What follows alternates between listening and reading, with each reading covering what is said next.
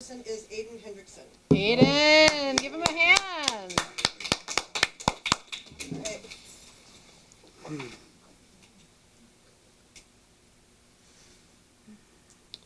The great masses of the Pacific Ocean. No. It's the Pacific Ocean. This was me when I was having to do every single little writing assignment. You see, I have dyslexia and a speaking disability, and that can run into some pretty fun and often also crazy situations. The Pacific Ocean, don't hand me that pencil. I can't wait to went to the store. All of these upon again. And then there's a really big day. Ooh, writing a full-on paragraph. You see, I've been doing sentences for a very long time. Oh, I would really want to have a puppy. I really want to have a zebra. Ooh, but this time we're doing paragraphs. And I learned about capitalization. Ooh. Huh. I feel as though, I'm not sure you're not really getting it here. You need to do this aspect and this part, and, well, you really need to change this aspect and this part. And after class, I never really wanted to write again. So I went off and I kept of course I could always keep reading in class, still working to get better, with the new grand cucumber and some of my favorites is a caterpillar, doing that again. But then eventually, when my little fun fat cheeks melted away shut it away, it wasn't that funny anymore. And it became a lot more serious because I really couldn't speak, or I really couldn't spell at all, and I didn't know why. I remember this moment in particular where I would be reading and no one could really even understand what I was saying. And then one day I just sort of too much and walked away. And just imagined a world where I could just read and write like everyone else, how easy that would be for me to just write a sentence and not look over it, to send a text and not look over it and just live out my day and just walk around. But I realized that my personality, the goofiness inside of me, still writing all of those and the ability to really just make fun of myself all stemmed from actually not knowing how to write, because I've always been smart, so then by that aspect school would be easy for me, but actually being held back and forcing myself to go through the hard process made me feel like I could really do anything and I could actually easily just laugh about it. Thank you. All right, thank you, Aiden. I have to say, I like your watermelon theme. All right, we'll give the judges just a moment. What was the time? The time was 3:55. Thank you. 3:55. 3:55, right? So, you ever just wonder, wow, why are kids so stupid? I work at a preschool, so I'm constantly asking myself that, but it's not their fault. Kids, their brains aren't developed fully yet, and as a kid, they think, oh, this thing is really cool because it's colorful and bright. and it's funny. And that's usually shown in TV shows and movies. Working at a preschool, nowadays kids are very much into a show called Paw Patrol. I don't know if any of you know about it, but it basically follows like a 10-year-old boy and his legion of dogs that all have specific like training in like there. Okay, so there's a police dog. Like okay, yeah. There's a firefighter dog. Yeah. There's like a Coast Guard dog. You know, with boats and stuff. And there's this one that like flies helicopters and planes. That's pretty cool, right? And there's like a construction worker one. What if there's a big rock and you need to move it? All right. The sixth one. Okay. Sixth one drives a recycling truck. Okay. Now, these episodes are for kids, so they're supposed to be exciting, and they are doing things like, oh, there's a train that's stolen with cats on it, and we need to save them. I know, get the police guy and the helicopter guy and save him, not, aw, man, my recycling is full, and it doesn't come for another 2 weeks. And then he shows up and goes, hey, throw the recycling in here. That's a terrible episode. Kids won't like that. And I see this, I'm like, why is this guy there? I've seen a lot of these episodes because the kids are really into it and they're short. I have not seen one. Not one where that guy is involved at all. He's always just in the background doing stuff, and I don't see why he's there. And it's like, oh, to teach kids to recycle, but he doesn't do anything useful. It's like, hey, recycling guy, want to join us? Sure. Do I get my own episode? No, that would be lame. No one wants to see that. Right? It's like, oh, let's have a show. Like, remember when Cookie Monster got turned into Veggie Monster? Everyone hated that because it wasn't as, like, good for kids. Right? And being the intellectual I am, judging these kids for liking this recycling guy because for some reason little kids think he's really cool, and I don't understand why he doesn't do anything. You think, oh, when I was a kid, I watched really smart things. You know, I watched good television. Recently I was moving, and I was going through all my old stuff, and I found, like, a figure of a thing called a boo-bah. Boo-bahs were a TV show I watched when I was a kid, and I kid you not, they are like weird, like all of the same color, like they're bald, they just have eyes, and they have like weird prickly bellies, and the entire show is boo-bah, and they jump around a weird like technicolor background with bubbles, and that's it. They don't do anything. They just go boo-bah, boo, and it's the worst thing ever. It's terrifying. It's that and Teletubbies I really liked. So I guess I was just really into terrifyingly bright colored things. And it's weird because when I judge these kids, they're actually learning valuable information. Like, yeah, you should recycle. That's a good thing. Yeah, you should help each other. You should work as a team, not, ah, yes, the baby that is also the sun is screaming. Time to just walk around and meet little kids while the 7-foot-tall Teletubbies walk around. Or boo-bahs, which are horrifying. They do absolutely nothing. Absolutely nothing. And it's mind-numbing. And thinking about that, it's like, oh, you know what? Maybe those kids are not as dumb as I thought they were. Because, hey, Paw Patrol actually has people talking. It teaches them to be good citizens. It teaches them to be good people. It teaches them to be friends. And maybe if I grew up on that, and I didn't grow up on boo-bahs, then maybe I wouldn't think kids were stupid. Thank you.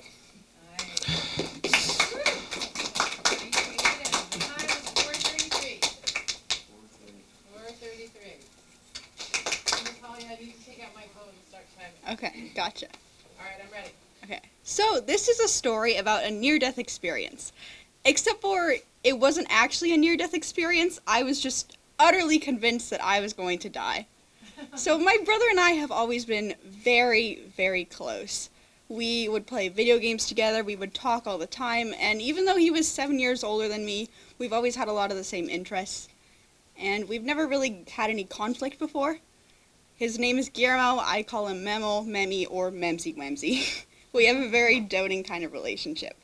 But then one day we went to this place called Al's Garden Center, which is basically exactly what it sounds like. It's a bunch of plants because my parents wanted new houseplants.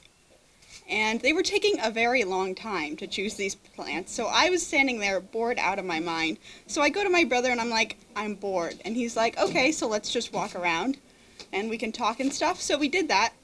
And as we were walking through Al's Garden Center, I started like looking at the plants and I was like, some of these are kind of cool. So I started touching them and smelling them and everything.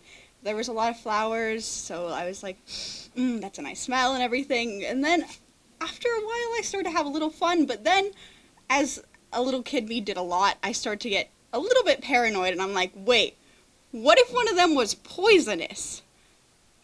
And my brother's like, oh yeah, actually, the one with the yellow flowers, I think that one is actually like highly toxic.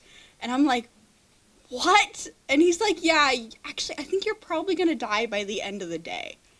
And I start freaking out. I'm like, oh no. I start mentally planning my funeral. I'm like, okay, I don't want people in black. That's boring. I should have roses. Roses are a nice flower. All these things in my head. And then my brother's just like, oh yeah, I'm sorry. You don't have much time. He thinks I'm joking. And I'm there like freaking out. And then eventually I just start sobbing because I'm like, I'm too young to die. And my brother's like, oh, okay, this is serious. So we go to my parents. And my parents are like very angry at my brother, and they're just kind of glaring at him, and they're like, oh, you're not gonna die. And then my brother's like, yeah, there would definitely be like a sign at the very least if there was a poisonous plant, but I think they're just trying to make me feel better. I think, okay, they're comforting me, but my brother definitely told me the truth initially, because I thought he was like so wise and so full of knowledge and always told me the truth. So eventually I calmed down. We leave Al's Garden Center, but that day I'm kind of just completely on edge. I'm like, okay, when's it gonna happen? Any moment now. When's my time? And eventually I go to bed and I'm like, okay, this is it. This is my last day on Earth. And then the next morning, I wake up, obviously. And then I'm like, my brother played a trick on me. And then for a moment, I'm a little upset. And then I think, you know what? My brother is amazing, but he's still an older brother. And I probably should have recognized that, especially since it was very logically not that I was going to die. And I'd like to say this was the last time that this kind of thing happened, but a few years down the road, my brother told me that we celebrate Easter the way that we do because Jesus came back as a bunny. That's not true. So, yeah, there's a lot of little things like this that happen throughout our relationship. But at the end of the day, we're still very close, and we still always have gotten along, even if there are a few little minor bumps along the road. And at the end of the day, that's what really matters, and I am so thankful to have him in my life. Thank you.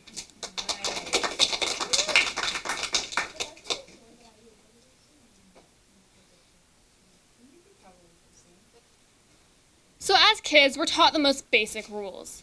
Don't get in cars with strangers, don't take candy from said strangers, and always be safe. But I never knew there could be exceptions to those rules. And this is that story when I learned that all rules have exceptions.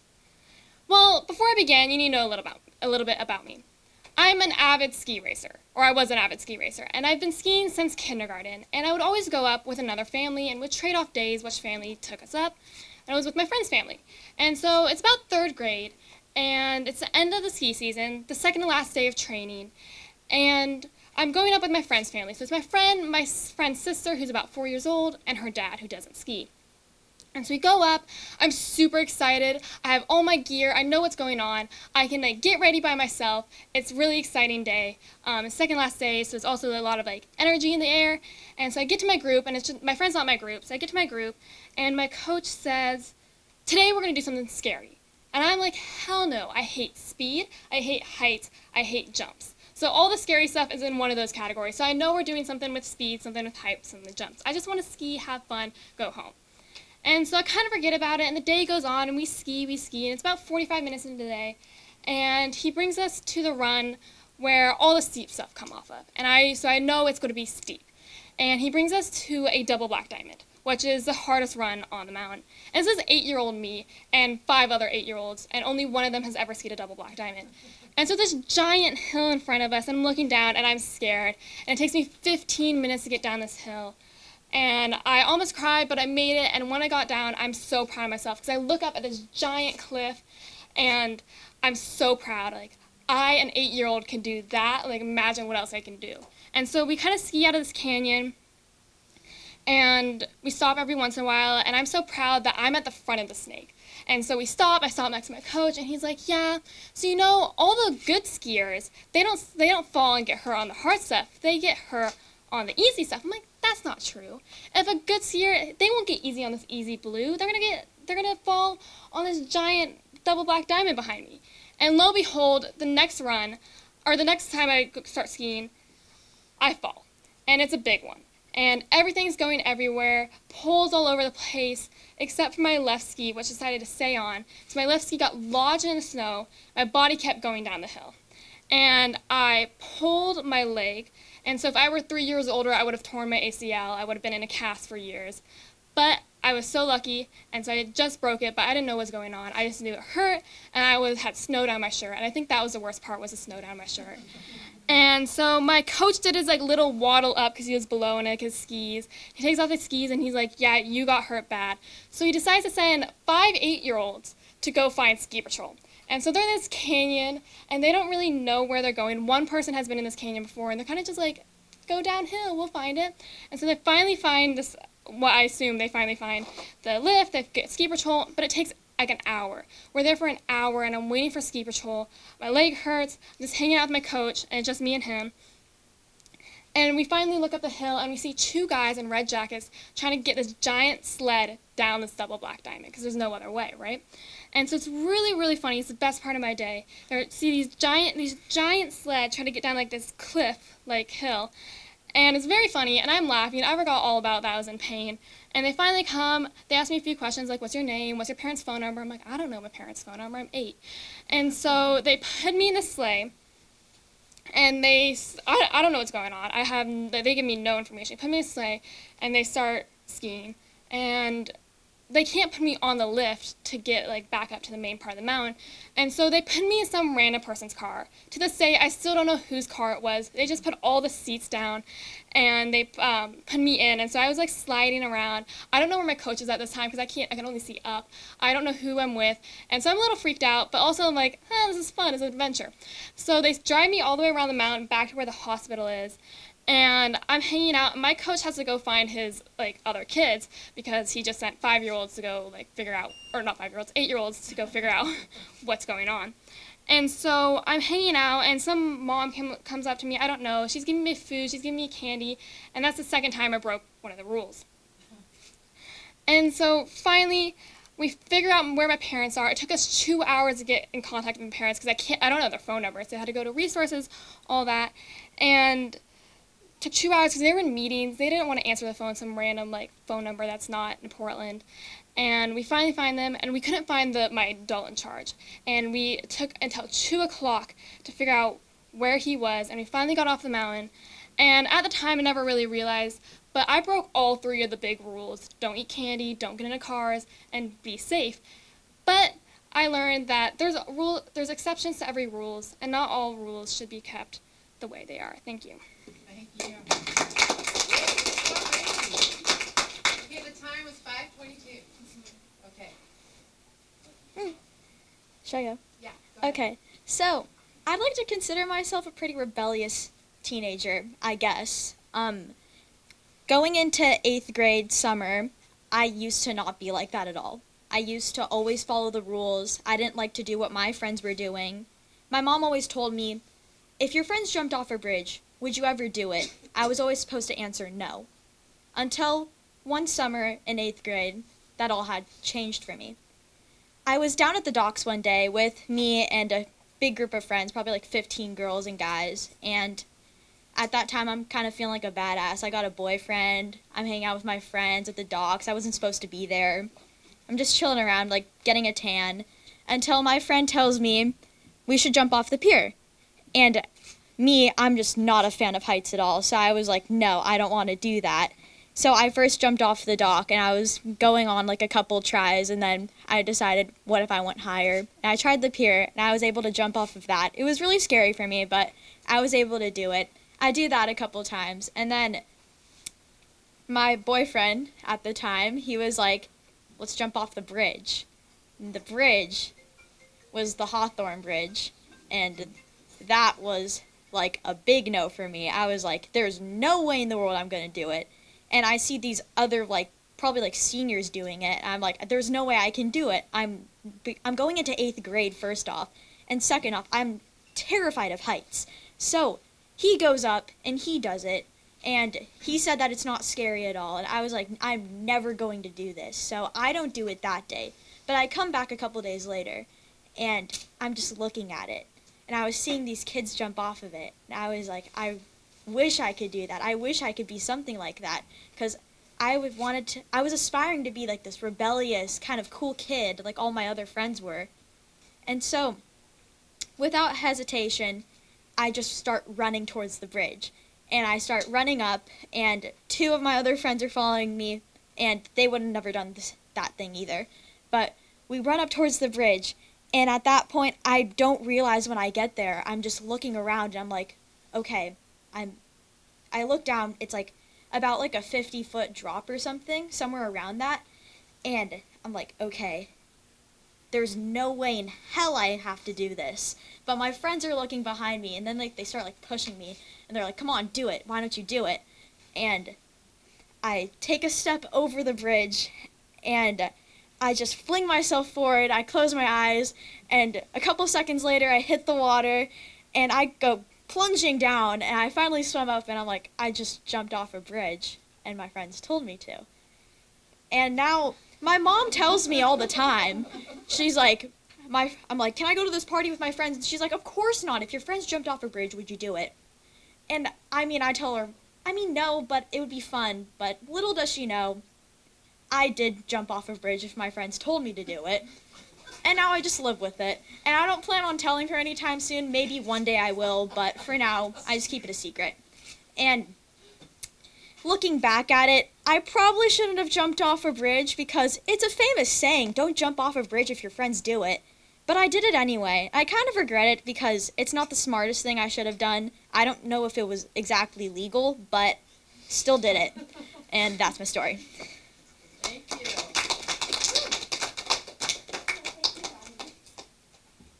Are you running the track? So we got some students here, we got some teachers, some faculty, and at some points though, like, we've all been students. I am inclined to believe that Mr. Capel just spawned at Lincoln, but at some point I believe we've all been students. And as students, we have experience in 2 things. 1, procrastination, looking at you, Natalia. And number 2, retakes, because no one prepares for a test. Are you kidding me? So, you see, my math teacher allows us to do retakes after each test. Now, she's essentially helping us redeem ourselves from our grade of a D to a better grade of maybe an A or a B. And her rule is you can do 1 retake a week, exempting finals week, and the maximum grade you can get is a 6 out of 7, which is essentially an A. Pretty generous, yes, yes. Now the expectation is that you get your test, you study really hard, and you do the retake in the next 3 to 2 weeks, that time period. But I, Gina Lim, aim to strive behind anyone's expectations, and especially Miss Vex, my math teacher. So, I procrastinated and do all my retakes in the last 4 weeks before the final. 2 semesters ago, that is last year, my sophomore year, I did that, and being the practical genius I am, I got a low A. I know. But this grade didn't really come without a cost. I spent those weeks staying up till 3 to 4 a.m. each night and essentially skipping meals each day trying to study. This process of back-to-back testing took a hefty toll on my mental and my physical health. So, learning from my hindsight and acknowledging that I was really stressed and not in a good shape those final weeks, I strove to do better last semester and did all my retakes pretty after that, and then did all my things and got an A last semester. That's a lie. You guys clearly underestimate my powers of procrastination. I, again, procrastinated and did all my tests last few weeks before finals. But this time I got a 4.8, the lowest score you can get to get a B in Miss Beck's class. So, why didn't my hindsight help me? It's supposed to teach me to do better, right? Well, that's not how hindsight works, so I found out. Hindsight doesn't work if you just have it. It doesn't work if you're just like, oh, I did something wrong. Yes, I was really stressed the last 4 weeks, but the thing is, I still got an A 2 semesters ago. There was no real reason for me to change any of my bad habits. In fact, I kept it up last semester. So, hindsight, you see, doesn't work without a special pair of glasses called motivation. You need that to help you succeed. I had no motivation, zero motivation. A is the perfect grade. My transcript does not show if I got a 90.1 or if I got a perfect 100. A, that's good for me. But the thing is, my habits weren't that good for me either. My retakes this semester, last semester, was full of holes. I barely did any correction. I took basically no time week between week going over my work, looking at my work, and going over the textbook. There was no work I was doing to get a better grade because I thought if I kept the habits I had from last year, I could just get an A. And I was wrong. I just did not. So it's important for me to know that I needed motivation to do anything. And that brings us to this semester. You see, my last math test, sets, relations, and groups, not easy. I got a 3, which is a D for any of you that doesn't know how this 1 through 7 progress works. But this time, I'm ready. I have my retake packet ready to go for a retake next week. And this time, I have my motivation in the form of a 4.8 last semester. I got my glasses ready, and my vision is 2020. Thank you.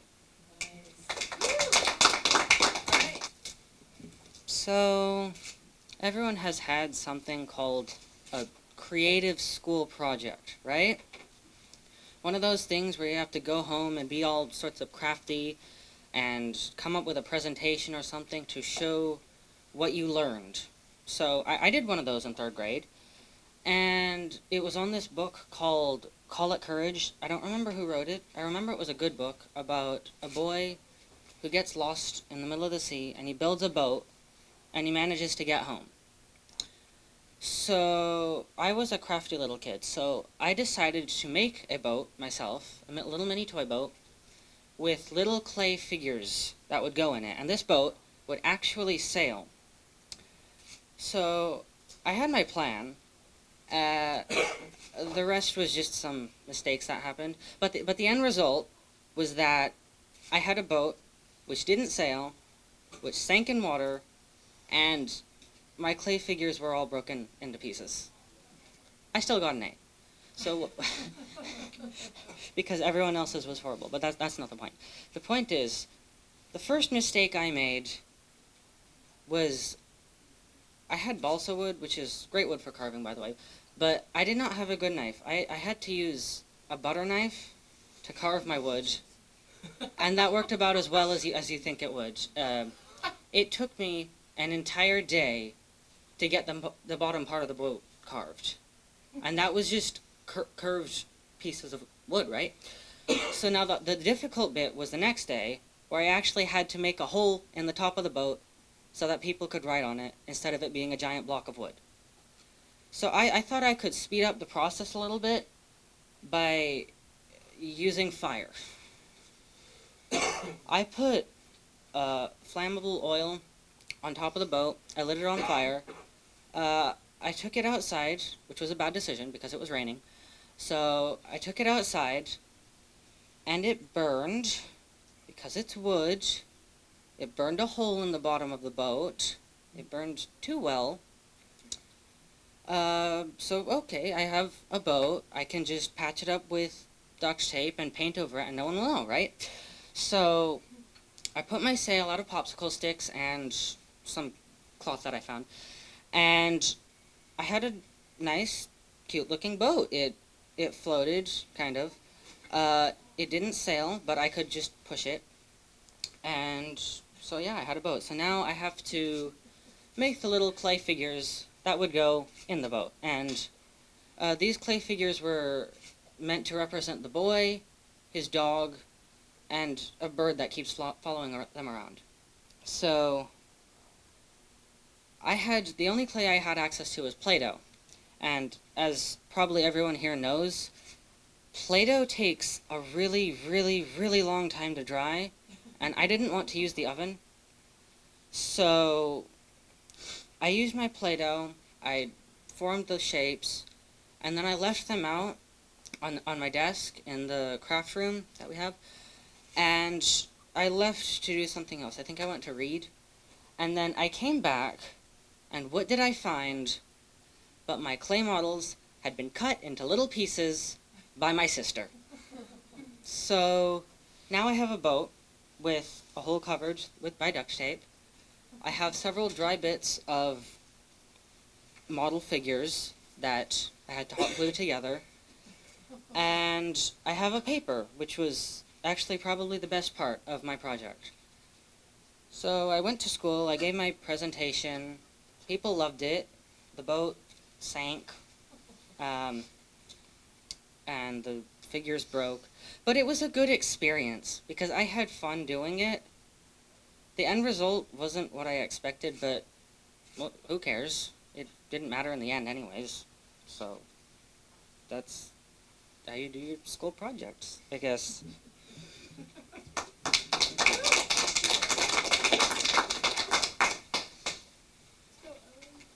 All right, 4 minutes and 26. Round of applause. Alan, give me just a sec. Yeah, Okay, I'm ready when you are. So, like most people, I learned how to read. But apparently, I did that wrong. Growing up, reading, I always felt like something was a little bit off. It never felt quite right. And I was always a little bit slower than the rest of the people, but hey, you're still little, you can learn.